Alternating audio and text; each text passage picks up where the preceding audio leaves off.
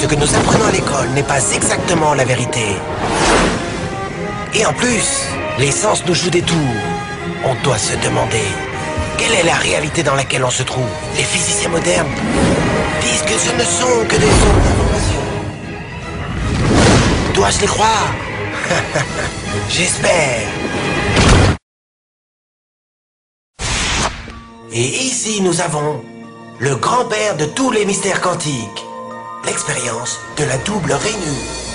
Pour comprendre cette expérience, d'abord nous devons voir comment jouent les particules ou les petites boules de masse. Pour l'instant, si on tire au hasard un petit objet, des billes par exemple, vers l'écran, on voit comment se reflète un patron dans le mur de derrière, dans lequel il a rebondi et s'arrête. Là, si on ajoute une autre rainure, ce qui est logique est de voir une deuxième tranche sur la droite.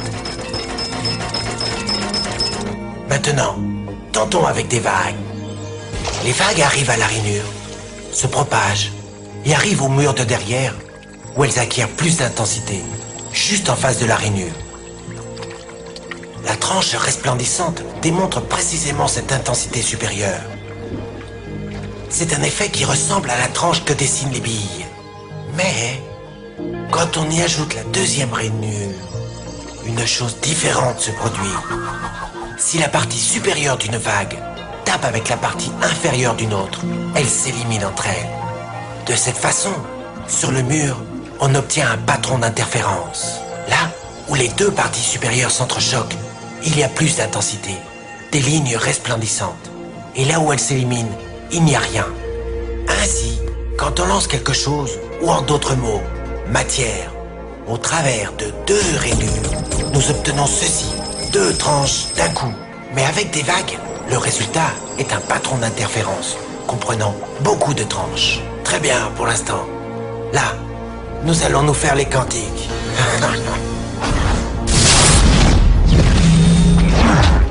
Un électron est un tout petit morceau de matière, comme une toute petite bille. Lançons une rafale au travers d'une rainure. Elle se comporte comme les billes, seulement une tranche.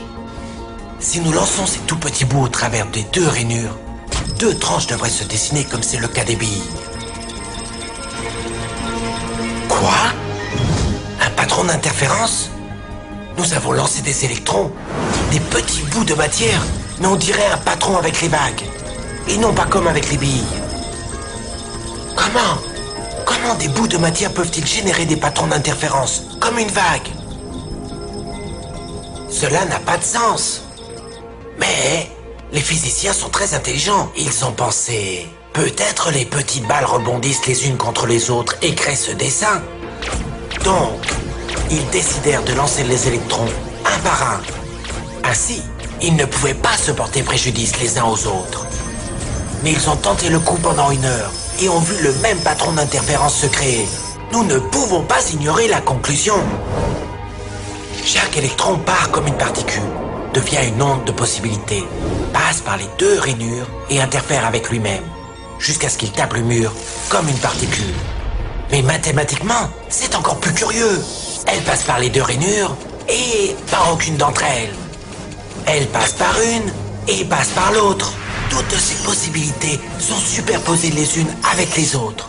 L'expérience déconcerta énormément les physiciens, au point qu'ils décidèrent de regarder avec attention pour décider par quelle rainure l'électron passait-il en réalité. Ils ont mis un dispositif de mesurage juste à côté de l'écran des deux rainures pour voir par laquelle elle passait.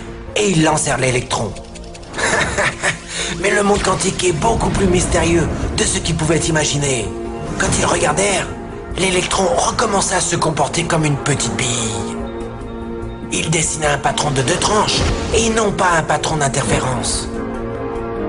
La même action de mesurer ou observer par quelle rainure elle passait a fait qu'elle ne passe plus que par une et non pas par les deux.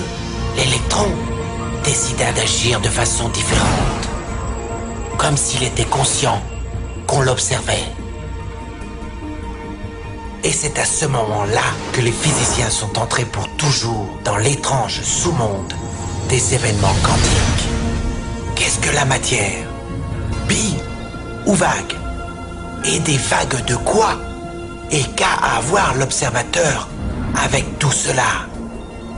L'observateur a détruit la fonction de vague avec le simple regard. Deux objets, deux électrons créés en même temps, sont entrelacés. Envoie-en un à l'autre bout de l'univers. Et maintenant, fais quelque chose à l'un des deux. L'autre réagira à l'instant. À l'instant. Ou l'information voyage à une vitesse infinie. Ou, en réalité, elles sont toujours connectées. Elles sont entrelacées. Et comme tout était entrelacé lorsque s'est produit le Big Bang, la conclusion est que tout reste en contact.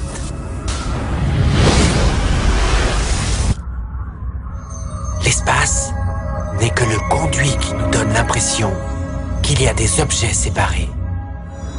Nous sommes-nous suffisamment enfoncés dans le terrier ?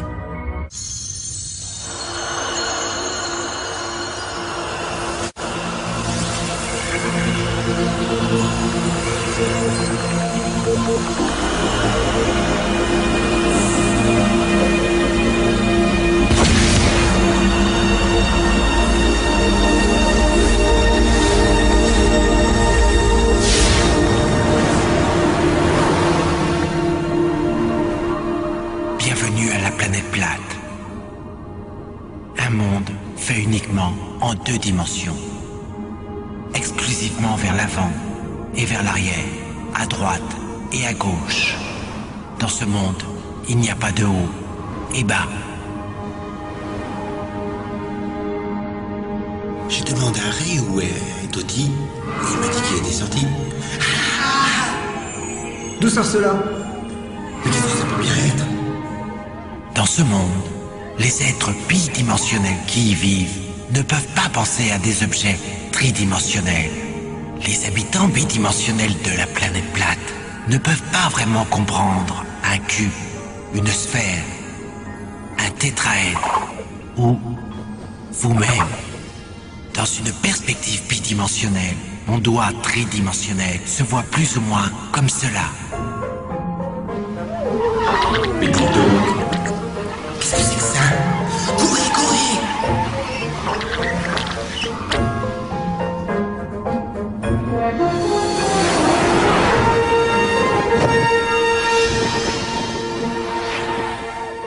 Bonjour, petit cercle. La peur de l'inconnu, ou encore mieux, à ce que tu ne connais pas encore, c'est une énigme. Si nous ne voyons que ce que nous connaissons, comment pourrait-on voir quelque chose de nouveau? L'inconnu, comment arrivons-nous à sortir de notre boîte? Bonjour, petit cercle. N'aie pas peur. Qui a parlé? Où es-tu? C'est la partie la plus difficile à expliquer. Je suis dans une autre dimension, dans un autre espace. Je suis au-dessus de toi. Non! N'utilise jamais ce mot. Jamais! Quel mot? Celui qui commence par As. Au-dessus? Il est interdit. Eh bien, ça veut dire quoi d'après toi? Je ne sais pas. Et je ne veux pas le savoir. Si tu utilises ce mot, tu peux recevoir une punition très sévère. Es-tu un fantôme? J'espère pas. J'ai juste une perspective différente à la tienne. Je peux voir les choses différemment à toi. Ah oui? Prouve-le-moi. Bon, d'accord. Tu as un coffre-fort dans la remise. Dedans, il y a 12 pièces, un testament et un passeport. Comment tu sais ça? Qui es-tu? Es-tu un dieu? En fait, pas plus que toi. Regarde, comme je suis au-dessus de toi, dans la 3e dimension, je peux voir l'intérieur des choses de ton monde. Dans la 3e dimension? Tu es un fantôme cinglé. Il n'y a que 2 dimensions. Regarde. Et si je veux toucher la partie intérieure de ton estomac, comment dois-je faire? Tu devras me couper la peau, sinon c'est impossible.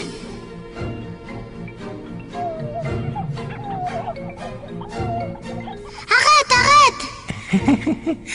Tu en veux plus? Plus de quoi? Dimension? Oh, Direction? non, oui. C'est que... il n'y en a pas. Plus. Que m'arrivera-t-il? En quoi vais-je me transformer? Tu dois te transformer pour le savoir.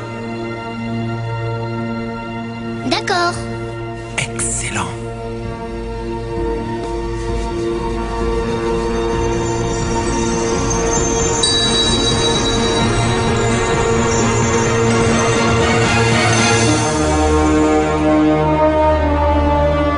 Je n'avais aucune idée.